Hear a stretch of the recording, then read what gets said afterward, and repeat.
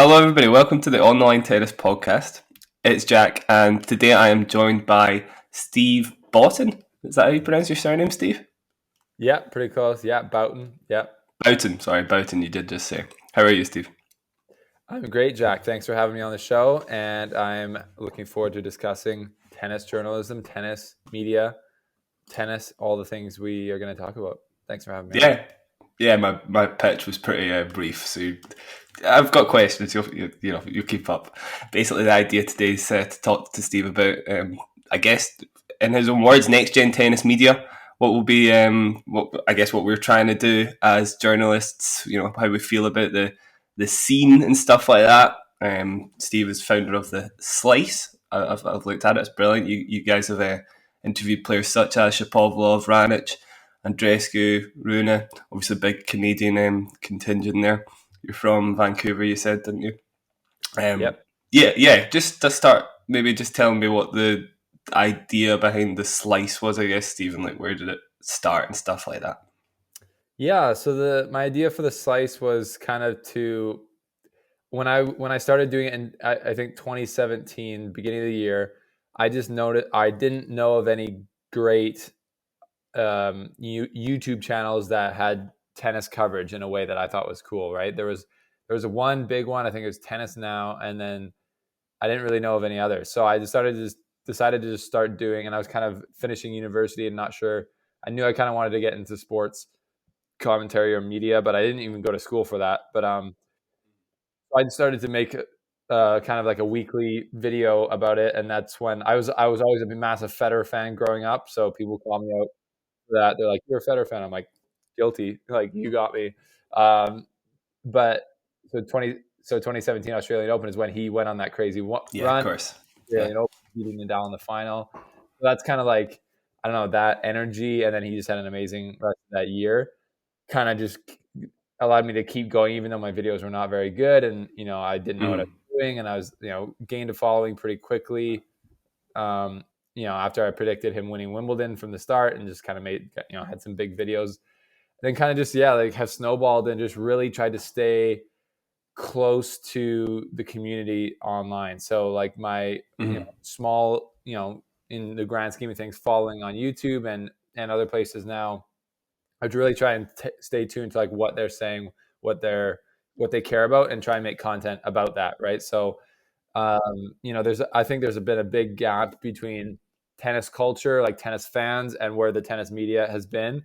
Between Yeah. like what tennis fans want to see of players, and my real goal now is to try and give tennis fans the insight into their favorite players and tournaments that they want. And I don't think is Yeah. really being done right now. Like you can see players being interviewed on ESPN or Tennis Channel at the high level, and you get one kind of look at them, and then you see their social media, and then there's not too much in between.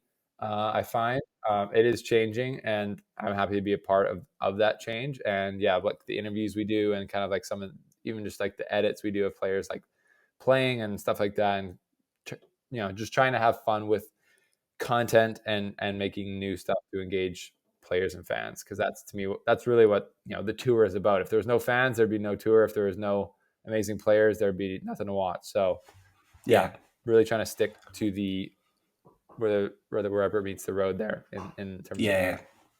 Yeah, I get that. I actually feel like it's only been the last 2 or 3 years that tennis TV, sort of bigger tennis outlets, have even come close to kind of meeting the needs of the modern market, I guess. It's like, so certainly when you say communities, I imagine you mean tennis Twitter primarily. Certainly it's probably the biggest one for people to tap into. It's only, literally only the last 2 or 3 years there's been anything that is kind of digestible content for them, that is like funny, like stuff that's obviously done by somebody of their age as well. yeah. So I totally agree with that. I feel like the media in general have been lagging behind by quite a bit for quite a bit of time. Maybe that's what you mean. But I think, a good follow up question, which might be quite interesting to hear your thoughts on, is how do you feel about tennis Twitter as an entity? Do you think it's a healthy body of people? Do you think it's a Well, little bit crazy? Or... Yeah, I got some good thoughts on that because I mean, I started. So as I said, I started on YouTube. So the main community that I've been tapped into, I think we have about 14,000 followers on YouTube, and they're like crazy as well. Like it's more well, I mean, Twitter's pretty anonymous if you want it to be. So that's the problem. But YouTube's just as anonymous. So you get the Mm, trash talkers on there, you get the hecklers, but you also just get people from all over the globe tuning in. But then yeah, I've recently kind of really grown on tennis Twitter, and got way more involved in it basically only in the last like few months. I mean, I've been tweeting regularly for about 1 or 2 years, but now in the last few months while I've been here in Europe traveling around, I've got a lot of people engaging with me, and it's really funny. I think tennis yeah. Twitter it's like a mix between all the pro, like Twitter's still like the place for like journalists for every sport to like interact, obviously, because it's so like you can just throw out thoughts and takes and stuff like that, and it's an awesome format for that. But then there's a really funny side to, I think it's really funny side to tennis Twitter, which is like stan accounts, like Yeah. of like, I don't, it could be anyone. I don't know who's behind it. Sometimes I think they're a guy because it has, or a girl because it has like a female player on there, but then it's just a dude. Like, I don't know. It's like Yeah. this random array of people like trolling, like obsessing Hmm. over, like probably a slightly problematically like stalking these players. Like, but it's like so funny, and like the way that they like trash talk is, it just gives me a laugh. And like, yeah, they even It's so, funny, yeah. they kind of troll me sometimes, and it's very funny.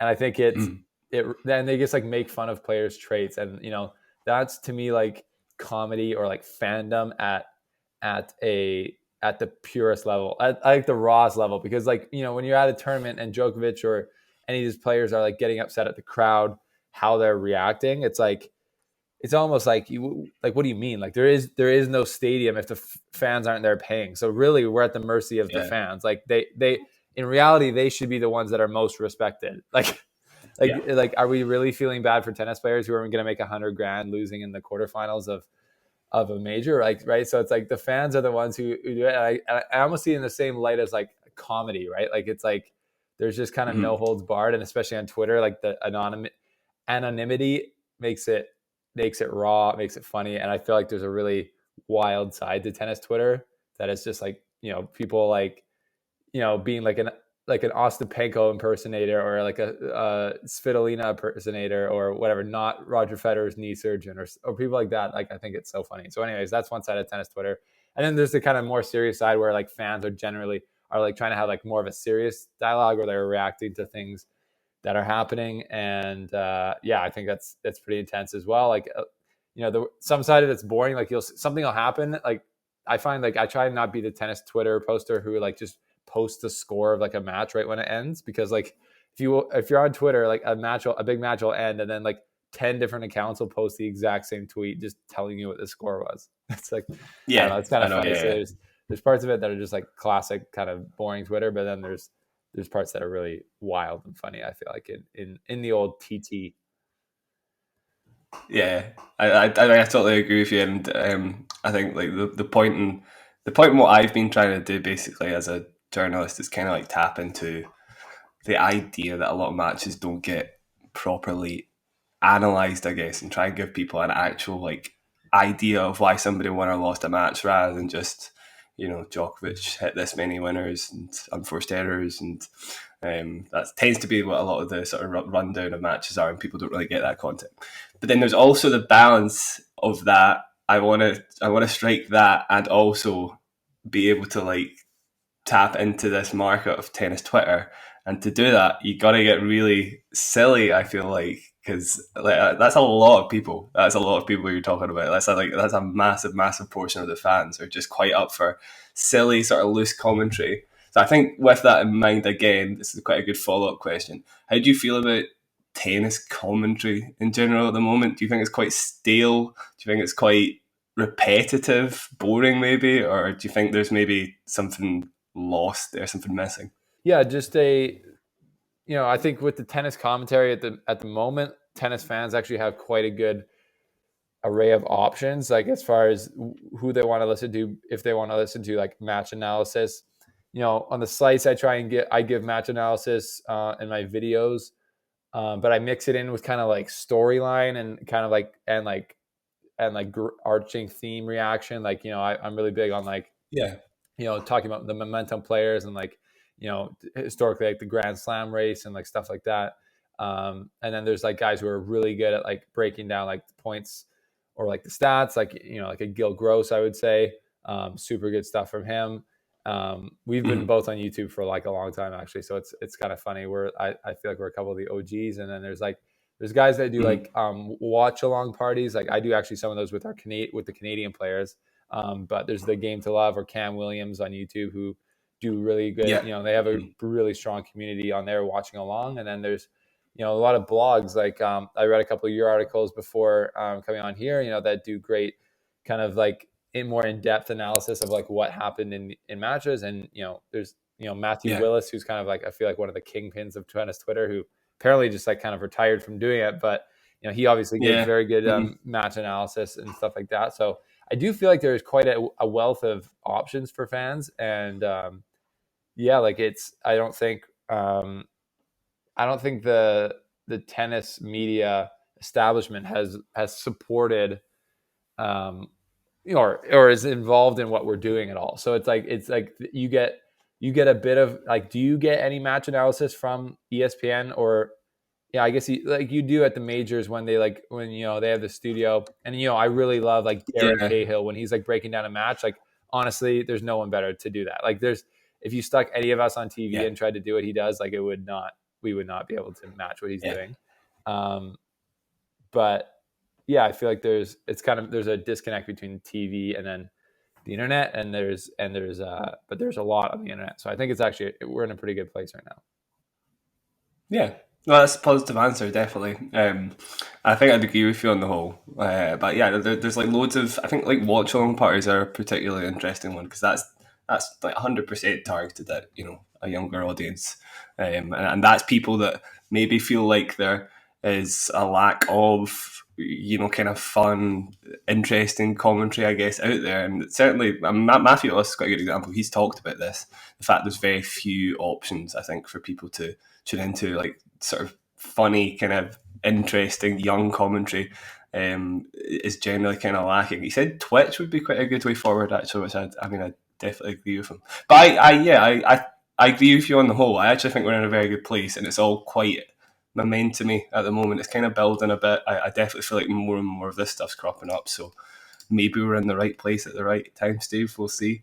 Yeah, I think it's actually like for me, it's I was when I started doing it, there was like very few people doing it, right? So I feel like um I was able to like get and I see like so I was able to get like a bit of momentum because there's just no options at that time, and now I feel like there's I would say I could think of off the top of my head like 20 to 30 people online in a similar position to me and you Yeah, trying to put out content. So it's actually it's almost harder to like differentiate yourself now, and so I think there's more options, and then the more options there are, I think the more uh, tennis fans will turn to online for tennis analysis, so like the market will like grow even bigger, right? Because I think a lot of the ATP touts yeah, the number like, oh, we have 1 billion tennis fans, but they're in globally, but there's definitely not 1 billion people watching YouTube videos or tennis YouTube videos or being on tennis Twitter. So um, I think the more quality stuff we put out, the more it'll draw people into our audiences.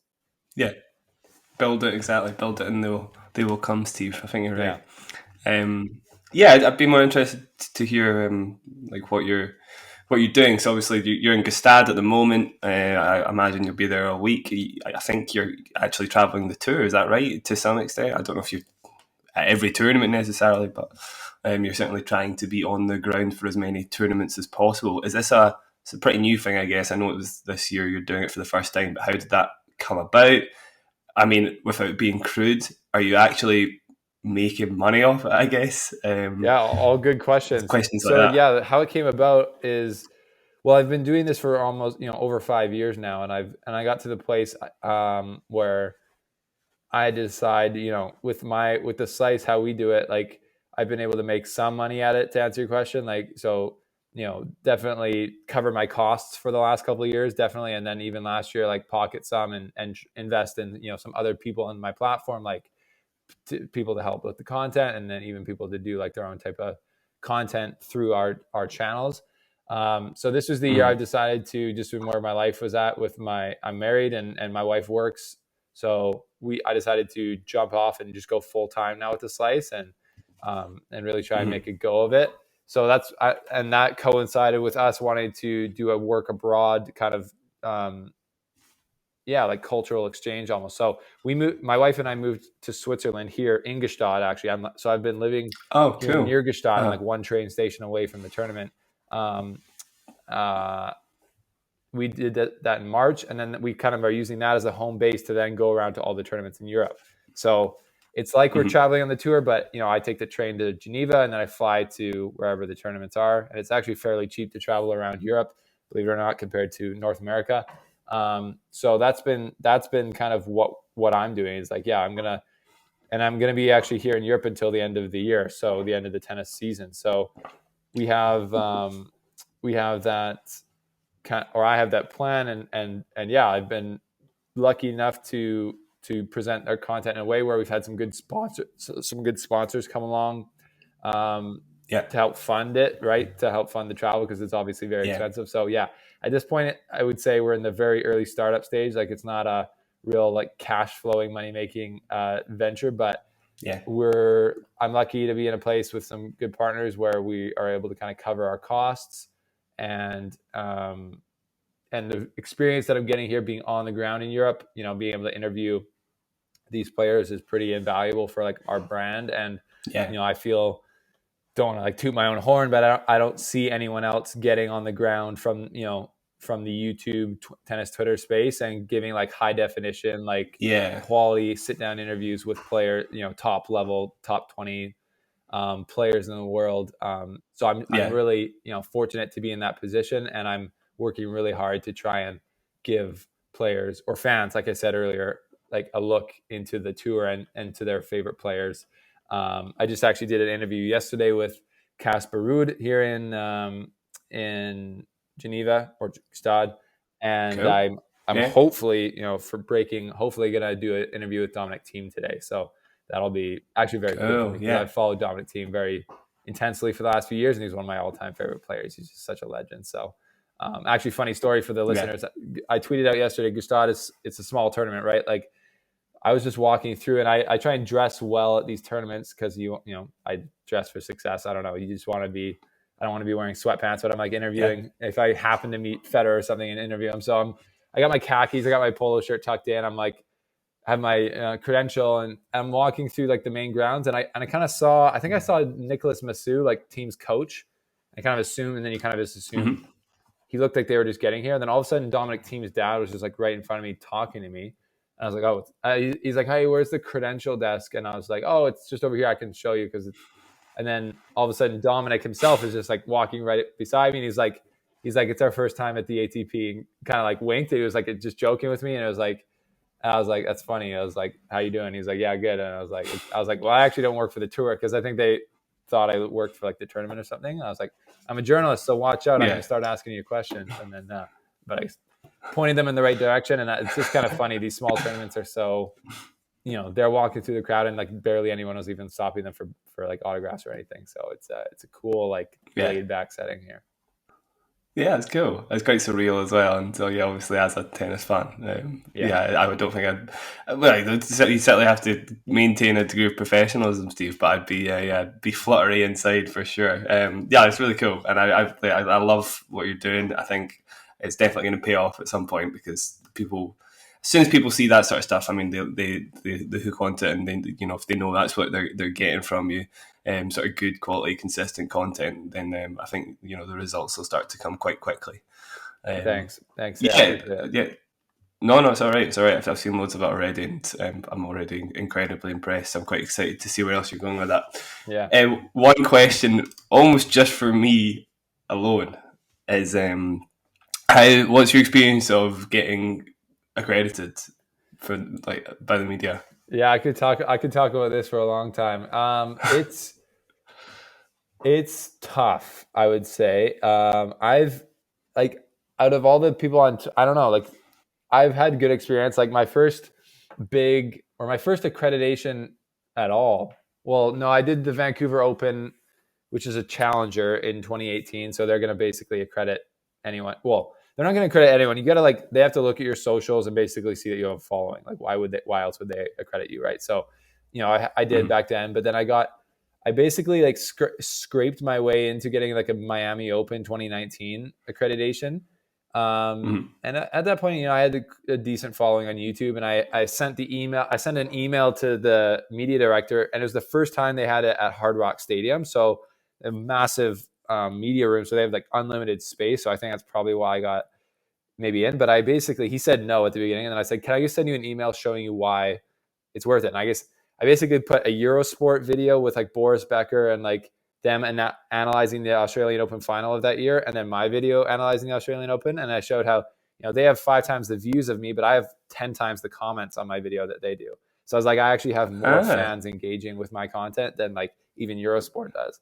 I just kind of made this essay argument, and for some reason he like read it and like he was just like, yeah, sure. And he sent me an email. So I flew down there, stayed in this like sketchy hotel, and I got to cover the tournament and like sit in a media circle with Federer and Djokovic and team Serena Williams, literally everyone that was there. So that was awesome. And then but then it was like rejected by Indian Wells or rejected by whoever, like Cincinnati still that year. So most, or Laver Cup, like most tournaments reject you, especially the bigger ones. And then Delray Beach I went to in 2020. That was good. Did a sit-down interview with Milos Raonic. That was kind of like my first one. And I kind of realized, I was like, oh, this is where like I really shine. I feel like in tennis media is being able to like interview players, even though there was a lot of cringy moments in that one looking back on it. But then COVID hit. So then it was like, oh, okay, so that sucks. Like we can't go to tournaments anymore. But I was able to get a lot of like virtual media rooms during that time to, did the Miami Open again and did a lot of like 250s and 500s. But then, now even being here, it's, I didn't get accredited to any of the Masters 1000s here in Europe, which is kind of ridiculous. And I didn't actually apply for the French Open, and I was too late for Wimbledon. So I'm kind of confused because I have friends in the establishment, like Sasha Osmo, for example, who, he's a big journalist. And I even, I was in Berlin at the WTA 500 with a credential there. And with Ben Rothenberg, like we're pretty friendly now. He's a good guy. And he was saying, they're like, you should be getting credentials to any tournament you want. Like there's smaller, basically blogs than yours at the French Open or at, So I don't know if I'm doing something wrong, but there's also, to be honest, the tennis tournaments are incredibly unorganized in a lot of ways. I would say outside of like Wimbledon probably, but like here's the story. So I don't want to I won't name the tournament, but I'll let you guys take a guess. So in the grass swing, I'm in Switzerland, so I was going to take the train. I had already gone to Stuttgart for the Boss Open. I'd come back and I was going back. And then I was going to go around I had a ATP 500 give me a credential and book me a hotel room. And then I had the WTA in Berlin. So I was going to go hit this ATP 500 and then go to Berlin.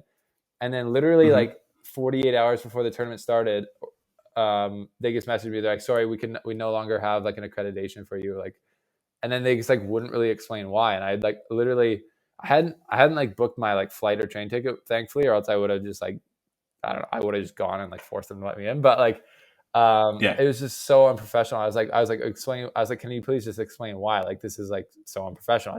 She's like, I know it's unprofessional, but not my decision. Like, I can't do anything. And I was just like, okay, like you just, you go look at this tournament. It was never sold out. Like the player, I don't know. It's like, I know there's just local newspapers that are there getting accreditation that like zero of their readers are passionate tennis fans, and like everyone's reading on the train for 30 seconds and throwing it away. It's like, when will so my point on all this is like, so I got ragdolled and I just went to Berlin earlier and got an interview with Andreescu, and they were happy to have me, and that was much better anyways. But there's just a disconnect between like, and I understand it in a way because like because what I've talked to some of the ATP media directors, and they say, you know what, everybody and their cat and dog says they have a media organization or they're an outlet, and they're basically just trying to get free tickets in a way, which is probably definitely true. But I'm like, and that's, that's fair enough. Like if I was a tournament, I wouldn't want just all these guys with like, just an Instagram following, like a small, like not even 1,000 followers or something. And like, being like, it is tough. Like you have to prove, like if they're, because it costs them to have you there. They pay food. They sometimes, do transportation and like a deal on accommodation. So unless you can show that you're serious about it, which, obviously, even if you're small, like if you have less than 1,000 followers, you can still be serious and provide totally good value. But they have to differentiate. But I was like, they don't even really provide you a way to show that you are different. Like if I could just say, this is my full-time job. We have 5 freelancers who work under me and we reach 150,000 tennis fans per month. Like, I feel like that should differentiate myself from, even a small newspaper who doesn't get read 150,000 times by tennis fans for sure per month. So I don't know. It's very frustrating because it's like, I feel like I could do my job a lot better if I was right in the thick of things. But also I feel like I've figured it out, and now I will get more access kind of in the fall here in Europe. Because I just know more people to ask type of things. When I first got here to Europe, I would just apply, get rejected, and then just be like, I didn't get in. But now, if I'm going to get rejected, I'll message somebody in the industry and like find out a contact, and I'll, make it worth my while. You got to get in there. And that's what I was told by some colleagues in the industry. You just can't you can't not go, because like you're here to do your work, and we'll try and help you out however we can, which is really cool. So I don't know. Anyways, that's my diatribe. It's not easy to get access, and tennis does not yet respect the online publications, even though we have probably much bigger reach than some of their traditional media. Yeah, again, I mean, that's quite a good example of, okay, like we were quite optimistic and positive about it, but there's still aspects that are lagging behind, and certainly the disorganization of a tournament. That's quite a common factor for a lot of these tournaments, just from anecdotal experience, I guess. And I have an idea of what tournament that was as well, I think, but I won't say. That's really interesting for me. I really like all of that, and I really love that story about you kind of did have to do a little bit of pushing and shoving before you actually got into Miami. And I think that could be a consistent factor for all these tournaments. I think there's just a bit of a snowball effect to you, and eventually that's a bit easy as that. Once you've been to a few, and I think there must be a little bit of momentum there, right? Yeah, they got to recognize your name basically, and that takes a long time to do. If it's they know, oh, ESPN wants to come here, awesome. Like they want their tournament to be seen by more people, right? So if they don't, the slice? What is it? And like that, if they're having to do that, that's not a good sign, right? And that's everyone. But if you can go, I don't know, if you can somehow get it in, like this is how many people watch our thing, but I don't even know like how many. Because maybe all organizations like lie about their reach. Like I don't know, because I don't lie when I'm trying to be honest. I put 150,000. To me, that's like a lot of tennis fans.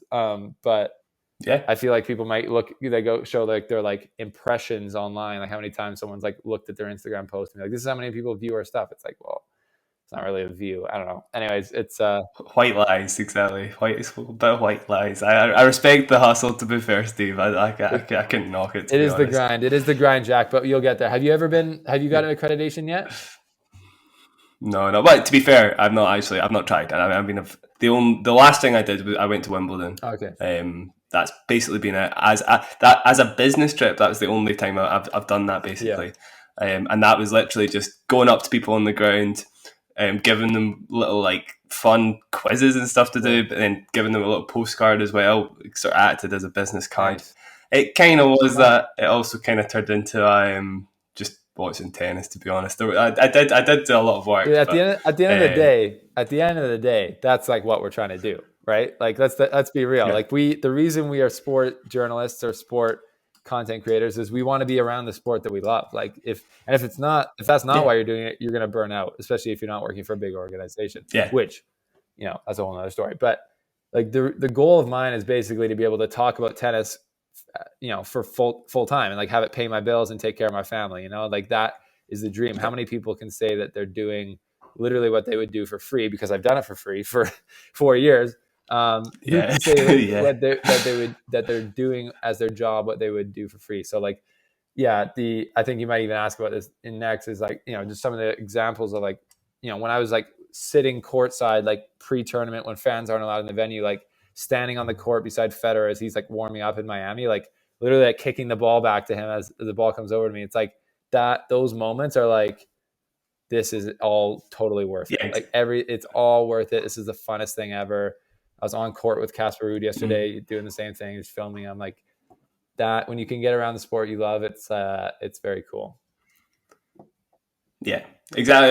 And I'm in exactly the same boat, Steve. I've maybe been doing this for just over a year and a half now, Yeah, I think. And yeah, actually monetizing it is incredibly difficult, obviously. And you're probably exactly the same. I just want to survive, basically. I'm not looking to break the bank or anything like that. I just want to be able to do this for a living. Yeah, exactly. So it's getting there, but I think that's the way to do it. I think the way you're doing it, getting on the ground, because I honestly think that will momentum. I think that'll be very, very good for your company. I can't see that not only going forward. To be honest, and I think I think that's the most important thing. Tournaments need to start realizing that a lot of online resources can be a lot more useful than traditional media resources. Yeah, I think. there's definitely a balance. Like both are needed, and like newspapers, like we're just trying to do what the newspapers are doing, basically, but in the modern way. So yeah, it's yeah. I think that's all my press or journalism questions. I was just quite intrigued as to who your favourite sort of Canadian player was and stuff like that, and you'll have one, I'd imagine, but maybe you just take nationality completely out of the equation and you stick to Federer. No, I definitely have in the last couple of years. I've definitely tuned down into the Canadians, and I'm trying to be like the flag bearer for Canada, kind of as far as like on the tennis Twitter, like with all that, because as we have such an insanely good roster of players. Like it's quite because like when I started watching tennis, probably in like 2010. I don't even know if Milos was really on the map then. Like he was kind of he was a young guy, and then Genie had her run in 2014. But basically, all we had was like Daniel Nestor, who's like one of the all-time great doubles players. But as you know, doubles, no one cares about doubles, unfortunately. So now it's like unbelievable. So like 2017, 18, 19, we saw like Felix, Bianca, and Shapovalov kind of come out of the soil of Canada, and you're like, oh my gosh. And then Bianca wins the US Open 2019, and it like was just like, I mean, that was so crazy, obviously. And then we had Shapovalov, both, I think Felix and Shapovalov have both made semifinals of majors now. And, arguably they probably should have won more titles than they have yet. But, just the talent level is right there. So I think the next decade of Canadian tennis is just going to be insane. And yeah, my favorite Canadian player, I would probably have to say is Bianca Andreescu at this point, just because we've done two interviews and she's been very friendly. She had said that she'd seen my stuff and she knows who we are, and that's cool. And she was just very friendly and kind of like had a fun interview. But so I'd say her, like, and I love her. To me, she's won a major, which is like crazy. So like, I don't know. So that's, I mean, maybe it's a little bit harder to win a major on the men's side of things, for Felix and Shapo, because there's three guys named Federer, Nadal, Djokovic there holding the gates. But I love Shapo's game. To me, I probably love his game the most out of anyone. I think Felix is such a great guy, and I'm starting to love his game even a lot more because it's got a lot more aggressive and potent in the last year. And Layla, like how can you not like Layla, right? She's a fighter. She's an absolute scrapper. Forgot about Layla Fernandez as well. Yeah, good point. She came around a little bit after those guys, but now it's the four of them that are all under 22, I think. And, they're both in reality, like all four of them would be in like the top 20, players on the men's and women's, right? Like, so Bianca's obviously getting back there, but so it's crazy for us as Canadian tennis fans. And I don't know, that wasn't a straight answer, but I guess my favorite one probably right now would be Bianca, because she's a massive friend of the show. Yeah, and I mean the potential of Andreescu is still massive. To be honest, I feel like it's all untapped at the moment. Okay, she's got the major, but there's absolutely no reason. Like, if I was being frank, I don't want to slate Raducanu too much, but I couldn't see Raducanu's run happening twice, whereas I feel like Andreescu's does seem repeatable. There's really sort of raw power there that it was repeatable, and she comes to the tour consistently and gives that sort of performance. I mean, it could happen with Raducanu. I'm sure she'll prove me wrong, but I just feel like I know exactly what you're saying. Like, I think Raducanu's win was a lot more surprising than Andreescu's, and it was almost, she had a much easier route, and Andreescu had won Indian Wells, and then she'd won the Canada Masters that year already. So her winning the U.S. Open was actually like not that surprising. Like, she had to beat Serena in the final, so that was obviously insanely epic. So yeah, I agree. I think Andreescu has a higher ceiling than Raducanu, and she's a more talented player, I want to say in a bit, like, as far as just like natural, like Andreescu's got a very interesting mix of power and like hands, and skill. Like, she's just such a good athlete. So yeah, anyways, not slighting on Raducanu, but yeah, I think Andreescu's got like a top 5 total package on the WTA for sure. Yeah, I think so too. We'll end with a controversial question. I love it. Shall we? I love controversy. What's your thoughts on, and you're allowed to pull out of this question completely and just say you don't have an opinion on it, but thoughts on the GOAT debate? Oh, yes, on the GOAT debate. That's funny. I haven't talked about it for a while. I mean, so my controversial opinion is, because I started and I was big on the GOAT debate, right? Federer guy. I was like, oh, Federer's the GOAT. I like Federer when I started doing the Slice Federer at 17, and the whole GOAT debate was really raging on then, because all 4 guys were all 3 guys were in that conversation. And then it really seemed like, oh, whoever finishes with the most slams is going to like be the GOAT. And then as time has gone on, like Federer wins 18, 19, 20, and then Nadal goes punch for punch, winning more and more and more. Yeah. And then Djokovic revives his career and wins, 9 more now since 12. To me, it's like the GOAT debate is, I don't think whoever finishes with the number 1 amount of slams is going to be the GOAT. End of conversation. Like, there's no way. Because to me, all 3 guys have won more than 20 slams now, or 20 slams or more. And you're not really going to convince another fan base that your guy who's won 23 or 24 slams is that much greater than a guy who's won 20 or 21 or 22, when they all are clearly right there. And then it's just going to be, so the greatest of all time. Like, I don't know, that the greatest is not really a good word for that. Like, it'd be like the SOAT of all time, the most successful of all time. Cause that's like, you can actually look at the stats for that. And that's kind of all you need to see who had the best career. And to me, it looks like that's going to end up being Djokovic, which is crazy to me, because I thought Federer's records were untouchable. But my controversial take on that is, you had Federer getting older in his career as Djokovic and Nadal hit their primes, and then they got old, and as Djokovic and Nadal have gotten older and hit their primes, who's been following them? None of them can win slams. It's not the same as, it's not the same situation. So to me, I think Djokovic will end up. Well, I think the number 1 weeks at number 1 is a big thing, and I think that's where he's got a big advantage over Nadal. And Federer, he's now a year more than Federer almost. But Federer still, like, Federer and Djokovic are quite high in that category. So I think Djokovic is going to end up with someone where you're going to point out and be like, yeah, he's got the most scalps, he's got the best record, like as far as like stats, trophies, tournaments, and everything like that.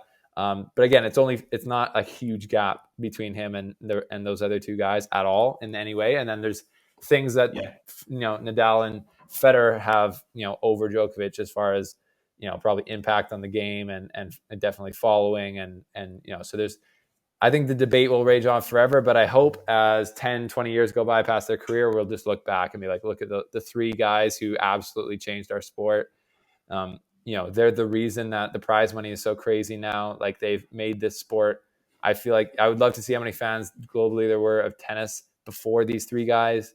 And now there's 1 billion, it's they've absolutely changed the game, and they're the 3 best. To me, they're the 3 best players of all time, especially on the men's side. The women's side is kind of a different topic, but so I don't know, that leaves I think that's a controversial answer, actually, even though I kind of didn't really pick one. I think it is. People are going to say, oh, you used to have one, it was Federer. Now that he doesn't have the results or like the records, he's not. But I think I've also matured as a fan, like where I'm like, oh, it's almost like relieving to me that he doesn't have, these guys, because you kind of felt like it would happen eventually for the reasons I Yeah, stated. you Like go they're over not, it. Djokovic and Nadal aren't playing guys that can get it done basically in the later stages of a slam. So now you can kind of just look at, you know at them as their individual bodies of work being so amazing. And I would love it to see tennis Twitter and tennis YouTube fans just appreciate one another, which is like, I don't know if that'll ever happen. It seems very weirdly like religious and like It is, at this, yeah, quite culty. quite culty. But anyways, there's my controversial take on that. No, that's a really good answer. I really like SOAT. I think SOAT is a really good term to use because it's definitive. It's, you've got the facts, and I think you can just you can use the numbers, and that's all you need basically. I think a SOAT's a really good way of putting it, I'm Steve. But yeah, they're three different players, aren't they? It's like and you can't compare them in some ways. I feel Yeah, like, and you but can't. It's like you can't. The main thing is you can't, by praising one guy and calling him the best. You can't take away from the other guys. Like the fact that Nadal has 22 slams doesn't mean that Federer's 20 slams no longer matters. Like, you know what I mean? Like that's what kind of, it seems like that's almost the thing. It's like, oh, now that one guy slightly moved the other, they got other guy's career is gone. Like he no longer by matters. by It's just like like two what? exactly. What are we talking? Like what? It's so insane. So, I know. anyways, yeah, I love all three. They're all amazing, and yeah, watching what Djokovic and Nadal are doing now by like not letting these young guys who are really good players beat them is one of the most impressive things I've ever seen. I think people always take matchup out of the equation as well. I feel like the fact that Nadal is basically like the perfect antidote for Federer, the fact that Djokovic can be the perfect antidote to Nadal, Yeah, it's just stuff that people don't like to look at impartially, and they'll use it. I mean, there's you know all absolutely. about the It's the different clashes of style, right? the corners of tennis Djokovic and Twitter. Nadal use the Yeah, absolute perfect modern game, and Federer plays with one hand on his racket. yeah, Like it's like he literally plays with one yeah, hand tied behind his back. Like it's like not, and he's playing. yeah, For most of his career, he used the racket that was 8 square inches smaller than those two guys.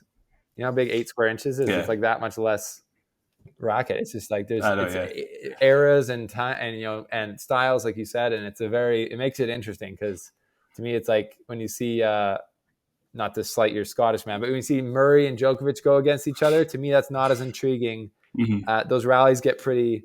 It's still amazing tennis. Like I get it. it's just not as there's not that matchup dynamic where you get Federer charging the net or Nadal Yeah, like ripping topspin, and then Djokovic being like the scalper, like precision guy. Like it's very interesting. yeah. Good answers there, Steve. I'll let you go because we do need to wrap up now. Thank you very much for coming on, obviously. Really much appreciated. If you want to catch any of Steve's work, you can go to the Slice on YouTube. You can catch him on Twitter. Oh, wait, hold on. He's frozen. Is he back? There we go. Yeah, I'm back. you're back. Yeah. You can catch him on Twitter at the Slice Stephen. That's Stephen.